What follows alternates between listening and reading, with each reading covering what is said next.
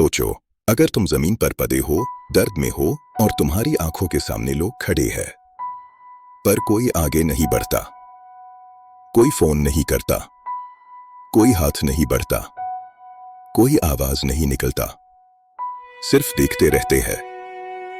और सबके दिमाग में एक हाई सोच चल रही होती है, मैं नहीं, कोई और हेल्प कर देगा। आज की कहानी क्राइम की नहीं है, ना हाई मर्डरर की। आज की कहानी हम जैसे नॉर्मल लॉग ऑन की है। इस कहानी का विलन भीड़ है।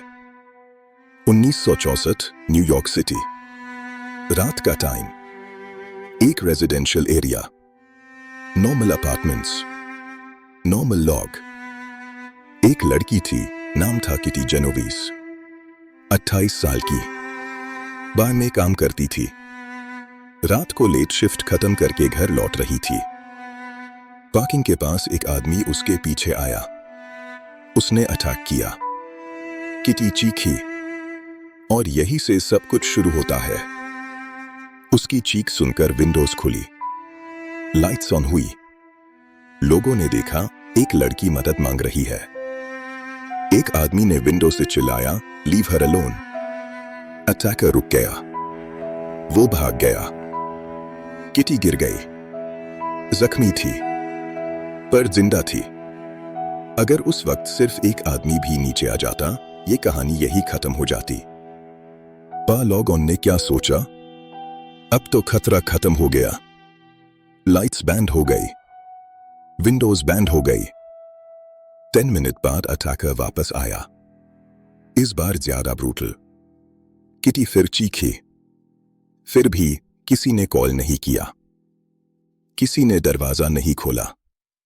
उसके आसपास 38 लोग था और अनमेन से किसी ने भी इमीडिएटली पुलिस को फोन नहीं किया। जब एम्बुलेंस आई, बहुत देर हो चुकी थी। किटी मर चुकी थी और जब ये न्यूज बाहर आई, दुनिया शॉक्ड रह गई।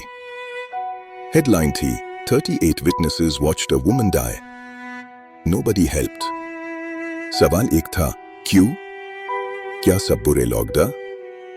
नहीं, वो नॉर्मल लोग था, जॉब जाने वाले, फैमिलीज वेल, अच्छे लोग।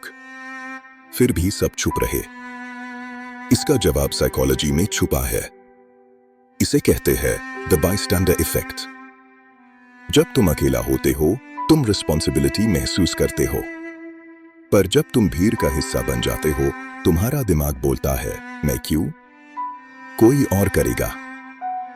सब लोग एक दूसरे को देख रहे होते हैं। शायद सिचुएशन सीरियस नहीं है और यही से इंसान का कॉन्शियंस म्यूट हो जाता है।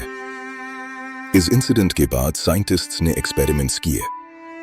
एक एक्सपेरिमेंट में एक आदमी को सीजर जैसा एक्ट करते हुए दिखाया गया। जैब रूम में सिर्फ एक विटनेस था, 85% केसेस में हेल्प मिली, पर जब रूम में 5 लोग थे, सिर्फ 31% ने हेल्प की। ज्यादा लोग कम मदद, क्योंकि भीड़ में तुम इंडिविजुअल नहीं रहते, तुम सिर्फ एक और फेस बन जाते हो। सबसे डिस्टर्बिंग सच, अगर तुम कभी किसी एक्सीडेंट में फंस जाओ और आसपास ज्यादा लोग हो, तुम्हारी हेल्प के चांसेस कम हो जाते हैं। इसलिए इमरजेंसी एक्सपर्ट्स बोलते हैं, कभी भी हेल्प मत चिल्लाओ। एक नाम लो, एक इंसान पॉइंट करो, तुम red shirt well police call करो। क्योंकि जब तुम किसी को डायरेक्टली चूज करते हो, तुम उसकी रिस्पॉन्सिबिलिटी वापस उसके हाथ में दे देते हो। आज भी जब रोड एक्सीडेंट होता है, लोग वीडियो बनाते हैं। स्क्रीन ने डिस्टेंस और बढ़ा दिया है।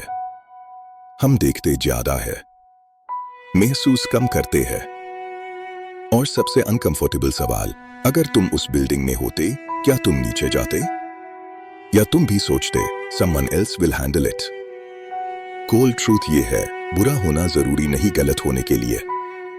कभी कभी चुप रहना ही काफी होता है। आज जब तुम ये वीडियो बैंड करोगे, शायद तुम कुछ भूल जाओ, पर अगर कभी तुम किसी को मदद के लिए देखना और तुम्हारे दिमाग में आए, कोई और करेगा, तो याद रखना, किटी भी इसी वजह से मारी थी।